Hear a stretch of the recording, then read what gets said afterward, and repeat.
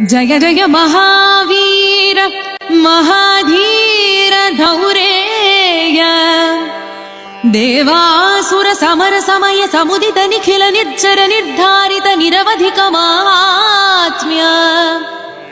दशवदन दमित दैवत परिषद अभ्यर्थित दाशरथि भाव दिनकर कुल कमल दिवाकर दिविषदधिपति रण सहचरण चतुर दशरथ चर मरण विमोचन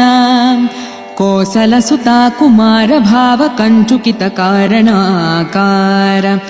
कौमार केळि गोपागित कौशिकाध्वर ರಣಾಧ್ವರ दुर्य भव्य दिव्यास्त्र बृंद वंदित प्रणत जन विमत विमथन दुर्ललित दोर्ललिता तनुतर विशिख विताडन विघटित विशरारु शरारु ताटका ताटकेय जड किरण शकलधर जटिल नटपति मकुट तट नटन पटु विबुध सरिदधि बहुಳ मधुगलन ललित पद नलिन रजौपमृदित निज वृजिन जहदु फलतनु रुचिर परम मुनिवर युवति नुता कुशिक सुत कथित विदित नव विविध कथा मैथिल नगर सुलोचन लोचन चकोर चंद्र खंड परशु कोदंड प्रकांड खंडन शौंड भुज दंड चंडकर किरण मंडल बोधित पुंडरीक वन रुचिलुंटाकलोचना मोचित जनक हृदय शंकातंका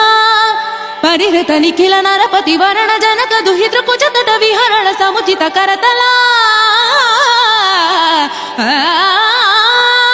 शतकोटि शतगुण कठिन परशुधर मुनिवर कर धृत दुरवन मतम निज धनुराकर्षण प्रकाशित पारमेष्ट्या